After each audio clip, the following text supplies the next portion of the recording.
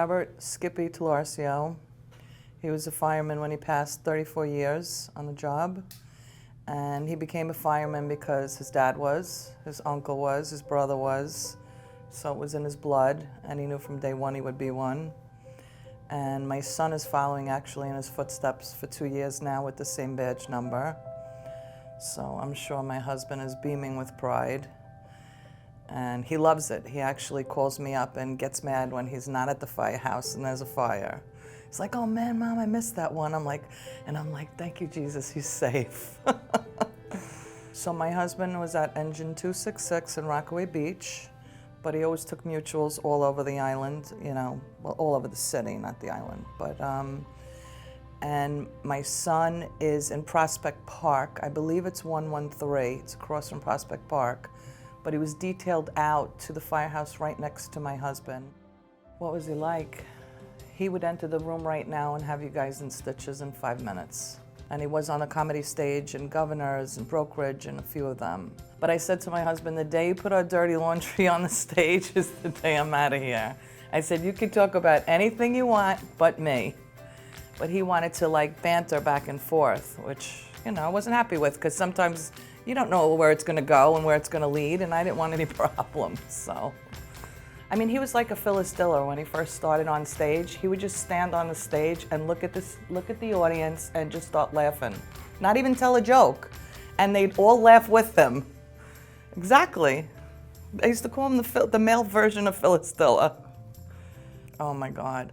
People wrote to me in Messenger that I never met in my life when my husband passed about how they broke the mold when they made him, and that I'll never find anybody like him.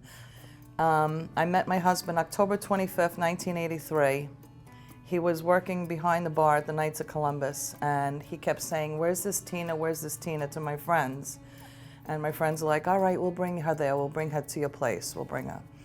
So I show up there, he laid eyes on me, I laid eyes on him, and my friend was going, Tina, Tina, and his friend was going, Rob.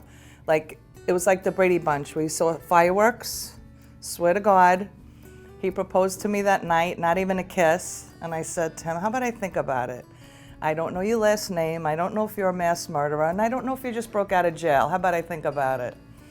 So about 5 years later, when I was 27 dresses in everybody's wedding, I was like, well, I think I'm ready now. And he's like, well, I was like, what do you mean, well? I gave you the best 5 years of my life. I met him at 18. So we played games for another 2 years because we're both Aries, and that's what we do. But rewinding again to that first night, I ran home to my mom and I asked her what happened when she met my dad. And she said the same thing. And I said, well, I met the guy I'm going to marry tonight. And I knew it from that moment. And when I walked up to church that day, finally 7 years later, somebody drives by my wedding video, and that's the first thing you hear. It's about time.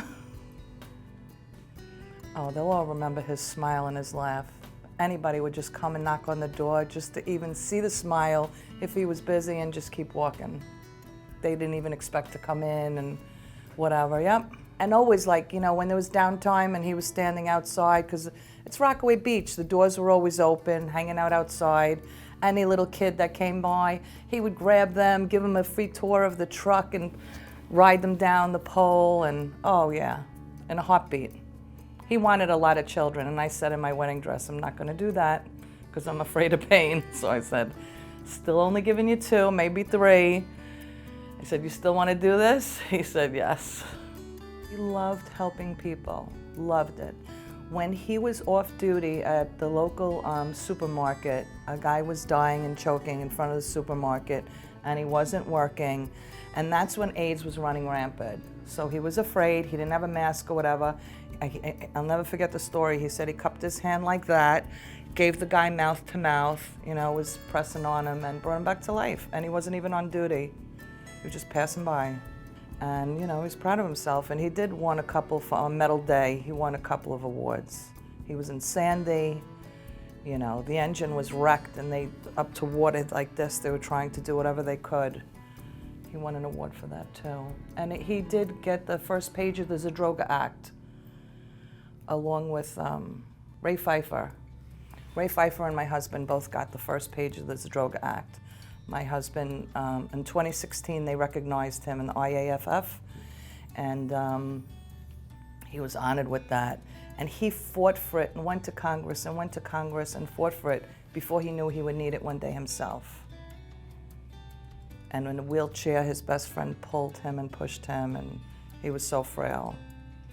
And he did it to the end. Oh my God, we did everything, and every time there was an experimental drug, they gave him a year.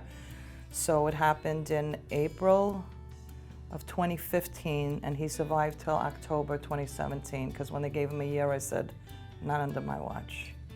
I wanted him to go, you know, the health route, but it was too fast and too rapid, we couldn't. But he did all the trials. A new trial came out, yep, right on it. I would investigate it. I investigated any doctor that touched him and made sure that everything was, you know, good. The smile, the laugh, the company. Loneliness is killer.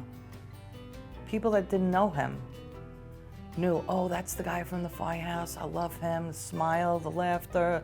Always bringing my kid up to the truck, and, you know, and if it was, how do you call that, career day?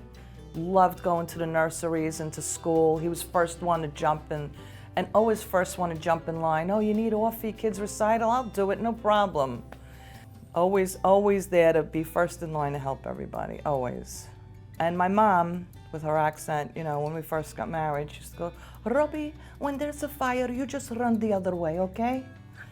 And I said, okay, Ma, that's good, but then how are we gonna put bread and butter on the table for the children? Because when we dated, actually, his fire truck past my house was less than a mile away. So me and my mom would sit outside like this, and if the truck didn't go right back, we would be like, oh my God, we better get in the car and go see what happened.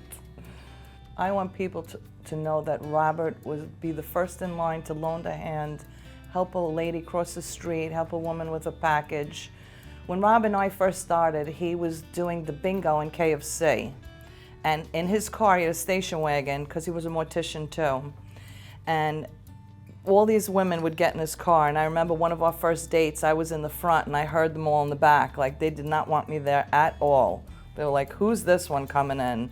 And then when I won the first game in bingo, the security guard had to stand next to me because they all wanted to kill me. So that was our first date, but, and every moment, like he would just on a Sunday wake up and tell the kids, come on, Sunday fun day. And you said you're from Jersey, so from Rockaway Beach, he would drive the kids to Great Adventure. Let's go. We're going Sunday fun day, and the kids, and we would just, pack your bag, we're going for the weekend to the Berkshires. And the kids would love that about him. They never know what hit them. Here's to you, with that smile on your face. Here's to you, and what I want to raise to this moment we share.